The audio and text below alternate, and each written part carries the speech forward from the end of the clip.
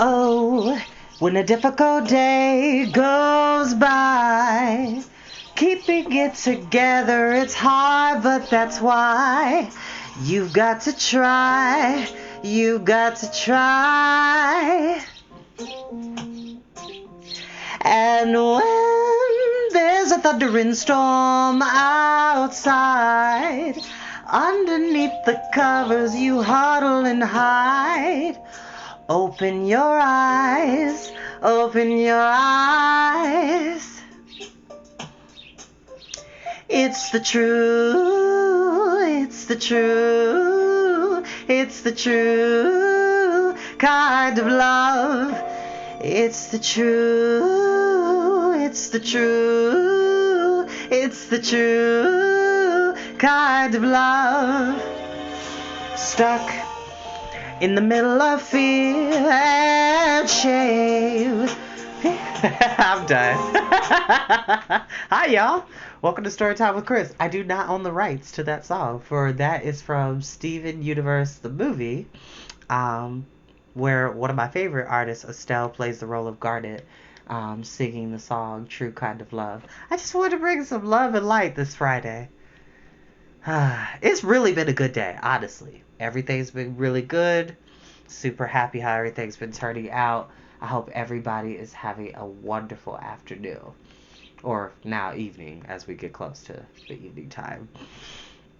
How is everybody? How's everybody doing? Hopefully everybody's having a really good day. Let me find... Oh, there are my glasses. Okay. So we are back with Storytime with Chris. And we are reading... Oh. Interesting. This chapter is kind of short. Interesting. Well, couple things. Anybody knows me well knows that Wednesdays are my favorite days of the week for a couple reasons. One, something good always happens to me on Wednesday. I never expect it. Like, I don't demand it. Like, I'm like, something good happened to me today or something like that. I don't think of it that much, but I was born on a Wednesday, and ever since I can remember, something good always happens to me. It could be very small. I could see an old friend, or I could get a call, or I do really well at work, or I get a compliment. Nice things like that. And it happens to make me appreciate the day and, what is out there for us and how we can better appreciate our day-to-day struggles rather than belabor, looking forward to the next day. I've never been the type of person that I hate Mondays or something like that, or thank God it's Friday. Every day that you are able to get up and do for yourself, or somebody's there to help you, or somebody's there to give you a kind word, or you work with somebody that's pretty awesome, that's motivation to do anything. I tell that to all my friends that love to talk about don't talk to me until I've had my coffee. I'm not really a people person without, X, Y, and Z.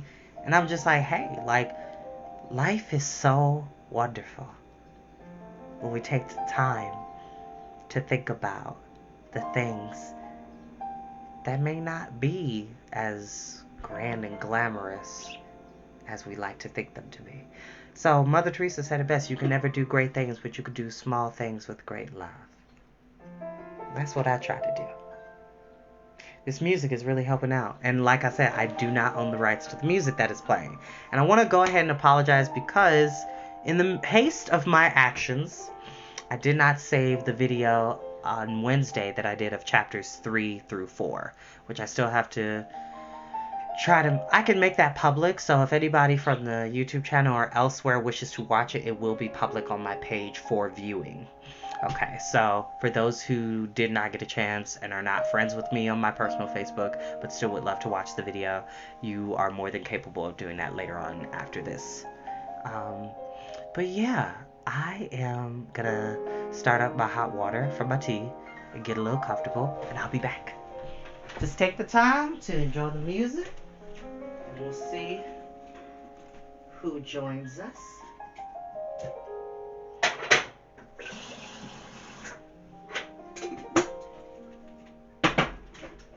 As I always say, y'all, you do not have to watch these videos when they go live. You are more than welcome to watch them at your leisure. While you're at work, you're putting on a story for the kids to listen to so they can go to bed, or you just want to hear a calming voice to unwind to. This is what that is for. This is our time to relax and enjoy the quietness, to get away from the drudges of the day and be able to enjoy this quiet time together. Oh, now while my hot water is going, I will get started with reading. Now, the last time we were here, King Rilian is the great-great-great-great-grandfather of King Tyrion, because he is 200 years after the death of King Rilian. So yeah, he's several generations ahead. So like, all the characters that we know from the previous books, like Mr. Tumnus and Puddleglum and Rabadash, Shasta, Cor and Corin, and Erebus, and all those wonderful characters, even the Pevens children, which they're still around, they're all gone. So now we have Eustace and Jill back in the land of Narnia, here to save the day with Tyrion, and they found these Calormen armor pieces, and they're using this makeup to try to disguise themselves, to try to figure out who is this creature that's claiming to be Aslan. And we're going to find that out a little bit further into the mystery of this plot. Of course, we, the audience, know from previous chapters in this book what really is going on. But we're going to see the consequences of those actions. So, here we go. Chapter 6. A Good Night's Work. About 4 hours later, Tyrion flung himself into one of the bunks to snatch a little sleep. The two children were already snoring. He had made them go to bed before he did, because they would have had to be up most of the night, and he knew that at their age they couldn't do without sleep. Also, he had tired them out. First, he had given Jill some practice in archery, and found that, though not up to Narnian standards, she was really not too bad. Indeed, she had succeeded in shooting a rabbit, and it was already skinned, cleaned, and hanging up. He had found that both the children knew all about this chilly and smelly job. They had learned that kind of thing on their great journey through Giantland in the days of Prince Rilian. Then he had tried to teach Eustace how to use his sword and shield. Eustace had learned quite a lot about sword fighting on his earlier adventures, but that had been all with a straight Narnian sword. He had never handled a curved Calormen scimitar that made it hard, for many of the strokes are quite different, and some of the habits he had learned with the longsword had now to be unlearned again. But Tyrion found that he had a good eye and was very quick on his feet. He was surprised at the strength of both children. In fact, they both seemed to be already much stronger and bigger and more grown-up than they had been when he first met them a few hours ago. It was one of the effects which Narnian air often has on its visitors from our world. All three of them agreed that the very first thing they must do was to go back to Stable Hill and try to rescue Jewel the unicorn. After that, if they succeeded, they would try to get away eastward and meet the little army which Runewith, the centaur, would be bringing from Cair Paravel. An experienced warrior and huntsman like Tyrion can always wake up at the time he wants, so he gave himself till 9 o'clock that night, and then put all worries out of his head and fell asleep at once. It seemed only a moment later when he woke, but he knew by the light and the very feel of things that he had timed his sleep exactly. He got up, put on his helmet and turban, and then shook the other two till they woke up. They looked, to tell the truth, very grey and dismal as they climbed out of their bunks, and there was a good deal of yawning. "Now," said Tyrion, "we go due north from here. By good fortune 'tis a starry night, and it would be much shorter than our journey this morning. For then we went roundabout, but now we shall go straight. If we are challenged, then do you two hold your peace, and I will do my best to talk like a cursed, cruel, poor lord of Calormen. If I draw my sword, then thou, Eustace, must do likewise, and let Jill leap behind us and stand with an arrow on the string. But if I cry home, then fly for the tower, both of you. And let none try to fight on, not even one stroke. After I've given the retreat, such false valor has spoiled many notable plans in the wars. And now, friends, in the name of Aslan, let us go forward. Out they went into the cold night, till the gray northern stars were burning above the treetops. The North Star of that world is called the Spearhead. It is brighter than our pole star. For a time they could go straight toward the spearhead, but presently they came to a dense thicket so that they had to go out of their course to get around it. And after that, for they were still overshadowed by branches, it was hard to pick up their bearings. It was Jill who set them right again. She had been an excellent guide in England, and of course she knew her Narnian stars perfectly, having traveled so much in the wild northern lands, and could work out the direction from other stars even when the spearhead was hidden. As soon as Tyrion saw that she was the best pathfinder of the three, he put her in front. And then he was astonished to find how silently and almost invisibly she glided on before them. "By the mane," he whispered to Eustace, "this girl is a wondrous wood-maid. If she had Dryad's blood in her, she could scarce do it better." "She's so small, that's what helps," whispered Eustace. But Jill, from in front, said, "Shh! All round them the wood was very quiet. Indeed, it was far too quiet. On an ordinary Narnian night there ought to have been noises, an occasional cheery good night from a hedgehog, the cry of an owl overhead, perhaps a flute in the distance to tell of fauns dancing, or some throbbing, hammering noises from dwarves underground. All there was silence. Gloom and fear reigned over Narnia. After a time they began to go steeply uphill, and the trees grew further apart. Tyrion could dimly make out the well-known hilltop and the stable. Jill was now going with more and more caution. She kept on making signs to the others with her hand to do the same. Then she stopped dead still, and Tyrion saw her gradually sink down into the grass and disappear without a sound. A moment later she rose again, put her mouth close to Tyrion's ear, and said in the lowest possible whisper, "Get down. Thee better." She said thee for not see, not because she had a lisp, but because she knew that the hissing letter S in the part of a whisper most likely to be overheard. Tyrion at once lay down, almost as silently as Jill, but not quite, for he was heavier and older. And once they were down, he saw how from the position you could see the edge of the hill sharp against the star-strewn sky. Two black shapes rose against it. One was the stable, and the other, a few feet in front of it, was a Calorman sentry. Excuse me. He was keeping very ill watch, not walking or even standing, but sitting with his spear over his shoulder and his chin on his chest. "Well done," said Tyrion to Jill. She had shown him exactly what he needed to know. They got up. Tyrion now took the lead. Very slowly and hardly daring to breathe, they made their way up to a little clump of trees, which was no more than 40 feet away from the sentinel. "Wait here till I come again," he whispered to the other two. "If I miscarry, fly." Then he sauntered out boldly in full view of the enemy. The man started when he saw him, and was just going to jump to his feet. He was afraid Tyrion might be one of his own officers, and that he would get into trouble for sitting down. But before he could get up, Tyrion had dropped on one knee beside him, saying, "Art thou a warrior of the Tisroc? May he live forever. It cheers my heart to meet thee among all these beasts and devils of Narnians. Give me thy hand, friend."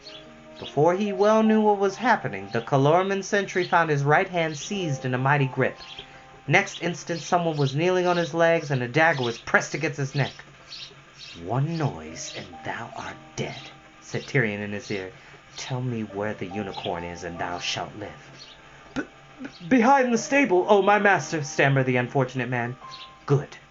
Rise up and lead me to him." As the man got up, the point of the dagger never left his neck. It only traveled round, and as Tyrion got behind him and settled it at a convenient place behind his ear, trembling, he went round to the back of the stable. I'll be right back, y'all. Just gotta get my tea.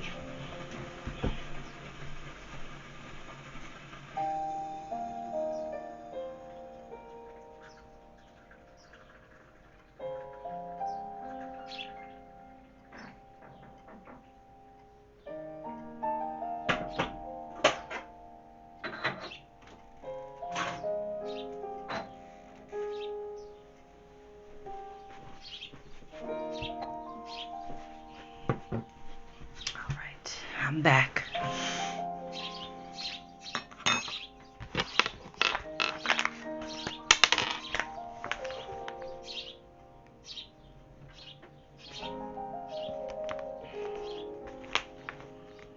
Though it was dark, Tyrion could see the white shape of Jewel at once.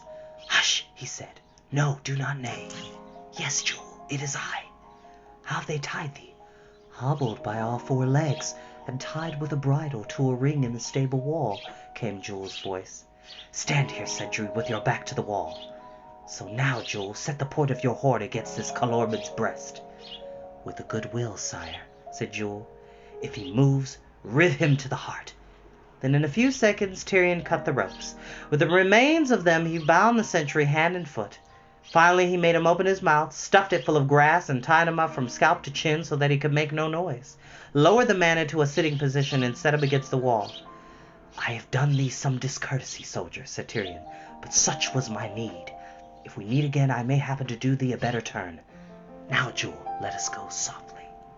He put his left arm round the beast's neck and bent and kissed his nose, and both had great joy. They went back as quietly as possible to the place where he had left the children. It was darker in there under the trees, and he nearly ran into Eustace before he saw him.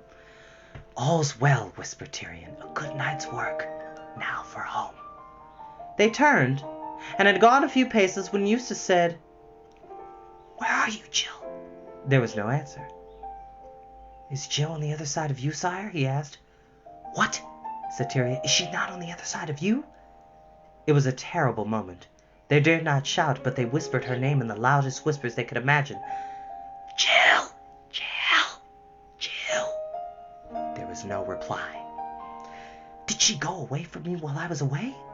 asked Tyrion. "I didn't see or hear her go," said Eustace, "but she could have gone without my knowing. She could be as quiet as a cat. You've seen for yourself."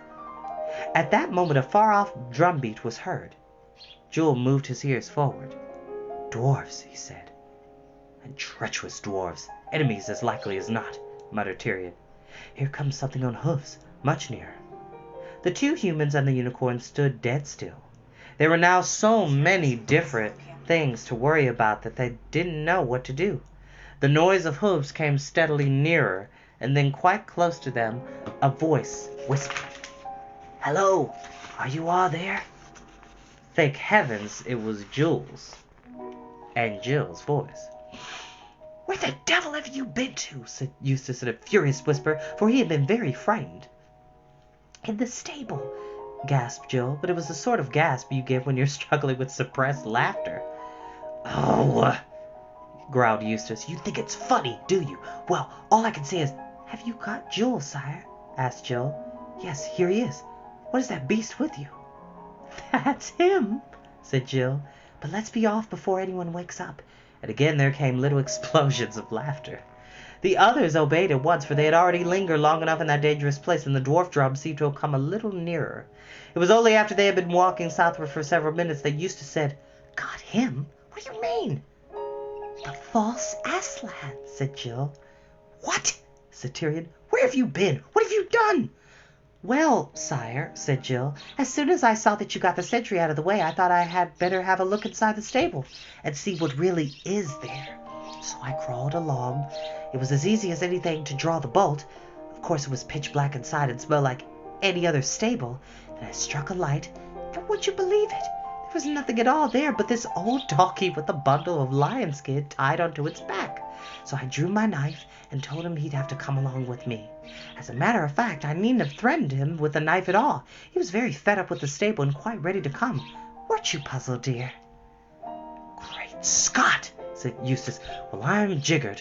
I was jolly angry with you a moment ago, and I still think it was mean of you to sneak off without the rest of us, but I must admit, it was a perfectly gorgeous thing to do." "If she was a boy, she'd have been knighted, wouldn't she, sire?" "If she was a boy," said Tyrion, "she'd have been whipped for disobeying orders." And in the dark no one could see whether he said this with a frown or a smile. Next minute there was a sound of rasping metal. "What are you doing, sire?" asked Jill sharply.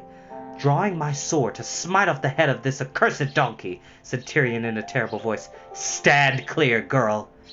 "Oh, please, don't, please," said Jill. "Really, you mustn't. It wasn't his fault. It was the ape. He didn't know any better. He's very sorry. He's a nice donkey. His name's Puzzle, and I've got my arms round his neck." "Jill," said Tyrion, "you are the bravest and most woodwise of all my subjects, but also the most malapert and disobedient. Well, let the donkey live. What have you to say for yourself, donkey?" "Me, sire," came the donkey's voice. "I'm sure I'm very sorry if I've done wrong. The ape said Aslan wanted me to dress up like that, and I thought he'd known. I'm not clever like him. I only did what I was told. It wasn't any fun for me living in that stable. I don't even know what's been going on outside. He never let me out except for a minute or two at night. Some days they forgot to give me any water, too." "Sire," said Jewel, "those dwarves are coming nearer and nearer. Do we want to meet them?" Tyrion thought for a moment, and then suddenly gave a great laugh out loud. Then he spoke, not this time in a whisper. "By the lion," he said, "I am growing slow-witted. Meet them? Certainly we will meet them. We will meet anyone now. We have this donkey to show them. Let them see the thing that they have feared and bowed to. We can show them the truth of the ape's vile plot. His secret's out. The tide's turned. Tomorrow we shall hang that ape on the highest tree in Narnia. No more whispering and skulking in disguises. Where are those honest dwarves? We have good news for them." When you've been whispering for hours, the mere sound of anyone talking out loud has a wonderfully stirring effect.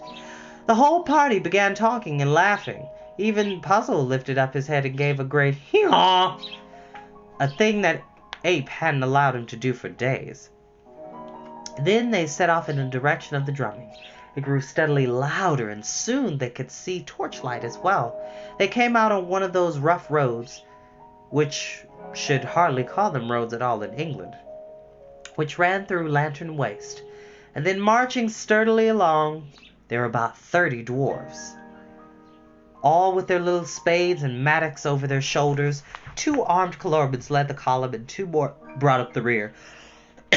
Goodness. "Stay!" thundered Tyrion as he stepped out on the road. "Stay, soldiers! Whither do you lead these Narnian dwarves, and by whose orders?"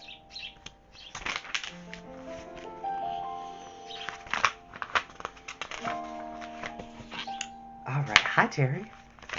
We're going to go on to the next chapter in a little bit, but I wanted to get my honey in. My neighborhood birds have now had babies. I don't want to move them for fear of hurting them, but I have plenty of friends who have skills to put them to rights elsewhere. I don't mind them, but it's kind of hard when I'm trying to read.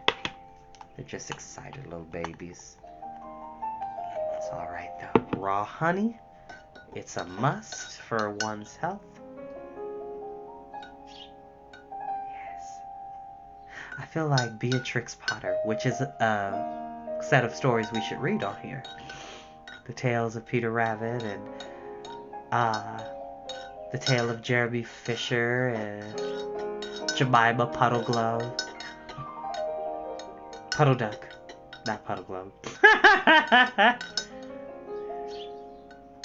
Or The Tale of Mrs. Tiggy Wiggle, which is one of my favorite Beatrix Potter stories because it involves a very adorable hedgehog that is a washerwoman.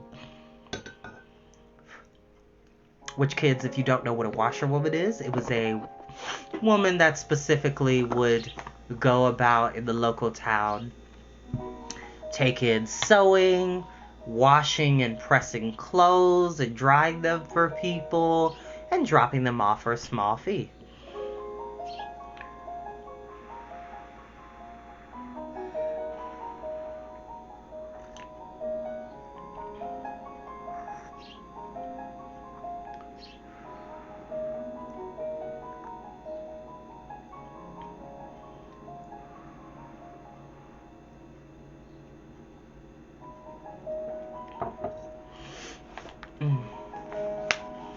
And we shall read on. Chapter 7. Mainly about dwarves. The 2 Colorbin soldiers at the head of the column, seeing what they took for a Tarkad, or great lord with 2 armed pages, came to a halt and raised their spears in salute. "Oh, my master," said one of them, "we leave these mannikins to Colorbin to work in the mines of the Tisrock. May he live forever."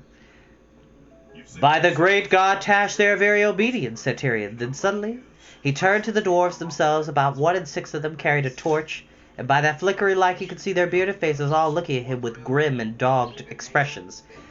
Has the Tisroc fought a great battle, dwarves, and conquered your land, that thus you so patiently to die in the salt pits of Pugara? The 2 soldiers glared at him in surprise, but the dwarves all answered, Aslan's orders, Aslan's orders. He sold us. What can we do against him? Tisroc indeed, added one and spat. I'd like to see him try it. Silence, dogs, said the chief soldier. Look, said Tyrion, pulling Puzzle forward into the light. It has all been a lie. Aslan has not come to Narnia at all. You've been cheated by the ape. This is the thing he brought out of the stable to show you. Look at it. What the dwarves saw now that they could see it close was certainly enough to make them wonder how they had ever been taken in. The lion's skin had gotten pretty untidy already during Puzzle's imprisonment in the stable, and it had been knocked crooked during his journey through the dark wood. Most of it was in a big lump on one shoulder. The head, besides being pushed sideways, had somehow got very far back so that they could see him silly, gentle, donkeyish face gazing out of it. Some grass stuck out of one corner of his mouth, for he'd been doing a little quiet nibbling as they brought him along. And he was muttering, It wasn't my fault. I'm not clever. I never said I was. For 1 second all the dwarves were staring at Puzzle with wide-open mouths, and then one of the soldiers said sharply, Are you mad, my master? What are you doing to the slaves? And the other said, Who are you? Neither of their spears were at the salute now. Both were down and ready for action. Give the password, said the chief soldier. This is my password, said the king as he drew his sword. The light is dawning, the lie broken. Now guard thee, miscreant, for I am Tyrion of Narnia. He flew upon the chief soldier like lightning. Eustace, who had drawn his sword when he saw the king draw his, rushed at the other one. His face was deadly pale, but I wouldn't blame him for that, and he had the luck that beginners sometimes do. He forgot all that Tyrion had tried to teach him that afternoon, slashed wildly, and suddenly found to his own great surprise that the Calorman lay dead at his feet. And though it was quite a relief, it was at the moment rather frightening. The king's fight lasted a second or two longer. Then he too had killed his man and shouted to Eustace, Where the other 2? But the dwarves had settled the 2 remaining Calormans. There was no enemy left. Well struck, Eustace, said Tyrion, clapping him on the back. Now, dwarves, you are free. Tomorrow we will lead you to free all Narnia. 3 cheers for Aslan. But the result which followed was simply wretched. There was a feeble attempt from a few dwarves, which died away all at once. From several others there were sulky groans. Many said nothing at all. Don't they understand? Said Jill impatiently. What's wrong with all you dwarves? Don't you hear what the king says? It's all over. The ape isn't going to rule Narnia any longer. Everyone could go back to an ordinary life. You can have fun again. Aren't you glad? After a pause of nearly a minute, and a not very nice-looking dwarf with hair and beard as black as soot. And who might you be, missy? I'm Jill, she said. The same Jill who rescued King Rillian from the enchantment. And this is Eustace who did it too. And we come back from nearly 200 years from our world. Aslan sent us. Well, said the black dwarf, whose name was Griffle, I don't know how you chaps feel, but I feel I've heard as much about Aslan as I wanted to for the rest of my life. That's right, growled the other dwarfs. It's all a plant, all a blooming plant. What do you mean? Said Tyrion. He had not been pale when he was fighting, but he was pale now. He had thought this was going to be a beautiful moment, but it was turning out more like a bad dream. You must think we're bloomin' soft in the head, that you must, said Griffle. We've been taken in once, and now you expect us to be taken in again the next minute. We've no more use for stories about Aslan, see? Look at him, an old moke with long ears. By heaven, you make me mad, said Tyrion. Which of us said that was Aslan? That is the ape's imitation of the real Aslan. Can't you understand? And you've got a better imitation, I suppose, said Griffle. No thanks. We've been fooled once, and we're not going to be fooled again. I have not, said Tyrion angrily. I serve the real Aslan. Where is he? Who is he? Show him to us, said several dwarves. Do you think I keep him in my wallet, fools? Who am I that I could make Aslan appear at my bidding. He's not a tame lion. The moment those words were out of his mouth, he realized that he had made a false move. The dwarves at once repeating, "Not a tame lion, not a tame lion," in a jeering sing-song. "That's what the others kept on telling us," said one. "Do you mean you don't believe in the real Aslan?" said Jill. "But I've seen him, and he has sent us two here out of a different world." "Ah," said Griffle with a broad smile, "so you say. They've taught you your stuff all right, saying your lessons, ain't you?" "Cur," said Tyrion, "will you give a lady the lie to her very face?" "You keep a civil tongue in your head, mister," replied the dwarf. "I don't think we want any more kings. If you are Tyrion, which you don't look like him, no more than we want any Aslans. We're going to look after ourselves from now on and touch our caps to nobody, you see?" "That's right," said the other dwarves. "We're on our own. No more Aslan. No more kings. No more silly stories about other worlds. The dwarves are for the dwarves." They began to fall into their places and to get ready for marching back to wherever they had come from. "Little beasts," said Eustace, "aren't you ever going to say thank you for being saved from the salt mines?" "Oh, we know all about that," said Griffle over his shoulder. "You want to make use of us. That's why you rescued us. You're playing some game of your own. Come on, you chaps." And the dwarves struck up their queer little marching song, which goes from the drum beat, and off they tramped into the darkness.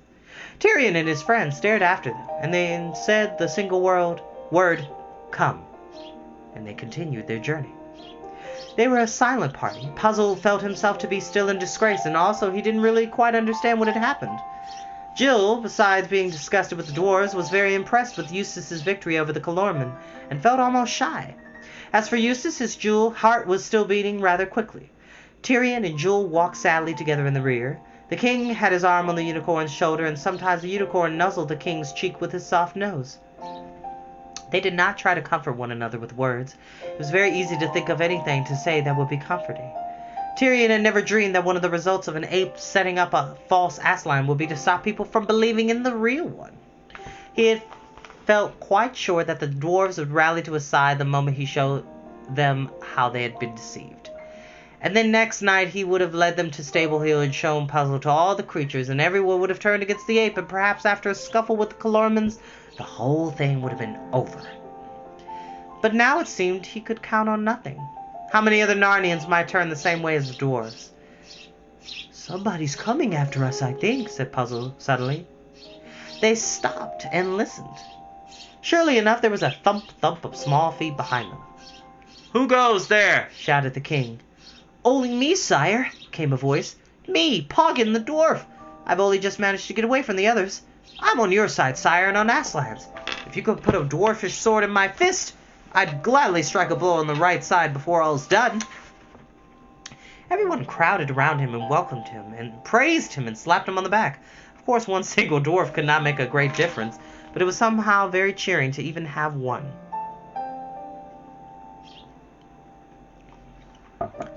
The whole party brightened up. But Jill and Eustace didn't stay bright for very long, for they were now yawning their heads off and too tired to think about anything but bed. It was at the coldest hour of the night, just before dawn, that they could go back to the tower. If there had been a meal ready for them, they would have been glad enough to eat, but the bother and delay of getting one was not to be thought of. They drank from a stream, splashed their faces with water, and tumbled into their bunks, except for Puzzle and Jewel, who said they'd be more comfortable outside. This perhaps was just as well, for a unicorn and a fat, full-grown donkey indoors always makes a room feel rather crowded. Narnian dwarves, though less than 4 feet high, are for their size about the toughest and strongest creatures there are, so that Poggin, in spite of a heavy day and a late night, woke fully refreshed before any of the others. He at once took Jill's bow, went out and shot a couple of wood pigeons. Then he sat plucking them on the doorstep and chatting to Jewel and Puzzle. Puzzle looked and felt a good deal better this morning. Jewel, being a unicorn, therefore one of the noblest and most delicate of beasts, had been very kind to him, talking to him about things of the sort they could both understand, like grass and sugar and the caring of one's hoofs.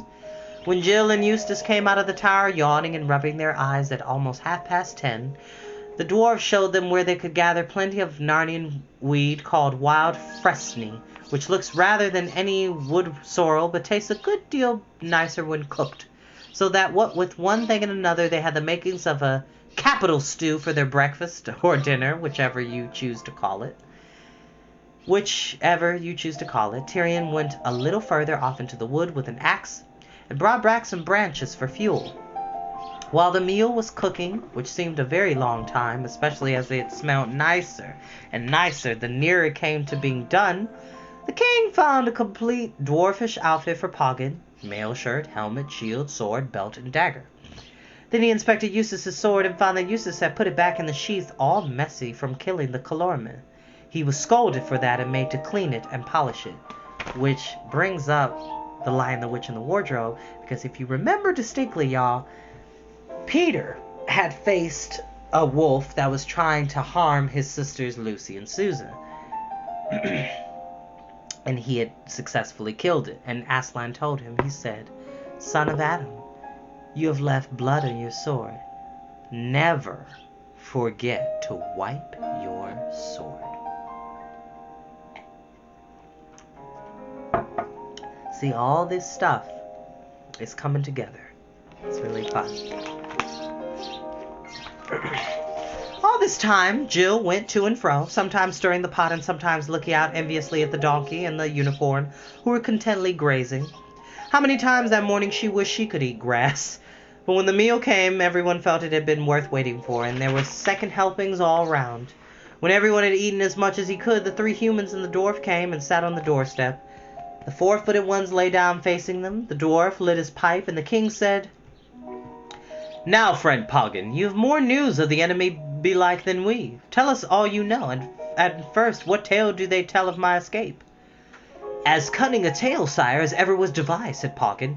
"It was the cat Ginger who told it, and most likely made it up too.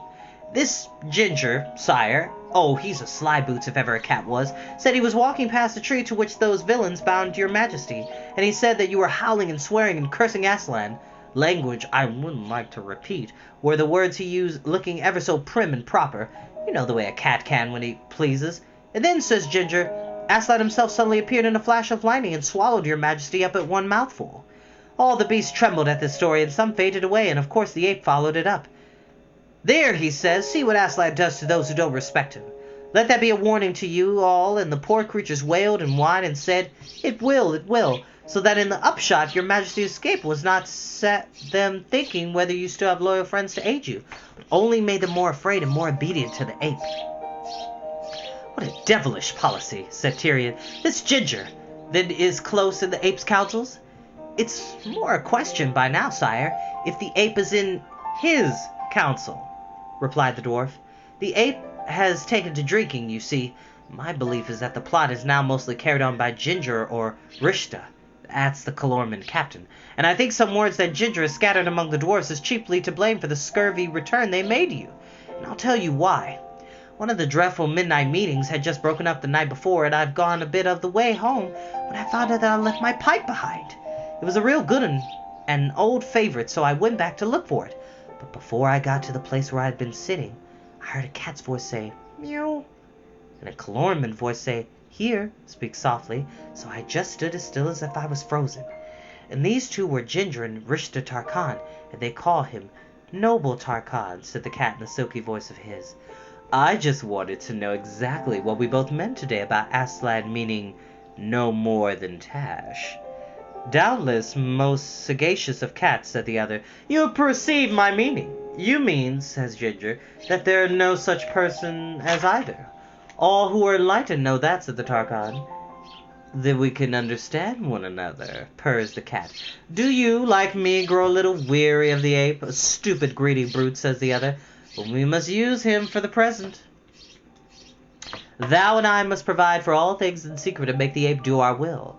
And it would be better, wouldn't it, said Ginger, to let some of those most enlightened counselled Narnians into our councils, one by one as if we find them apt. For the beasts who really believe in Aslan may turn at any moment, and will, if they, by the ape's folly, betray his secret. For those who care neither for Tash nor Aslan have only an eye to their own profit, and such reward as the Chisbach may give, then when Narnia is a Calormen province, will be firm. Excellent cat, said the captain, but choose which ones carefully. While the dwarf had been speaking, the day seemed to have changed. It had been sunny when they sat down. Now Puzzle shivered. Jules shifted his head uneasily. Jill looked up. "It's clouding over," she said. "It's so cold," said Puzzle. "Cold enough by the lion," said Tyrion, blowing on his hands. "And what foul smell is this?" "Whew!" escaped Eustace. "It's like something dead. Is there a dead bird nearby? And why did we notice it before?" With a great upheaval, Jules scrambled to his feet and pointed his horn. "Look!" he cried. "Look at it! Look! Look!" They all 6 of them saw, and over all their faces there came an expression of utmost despair.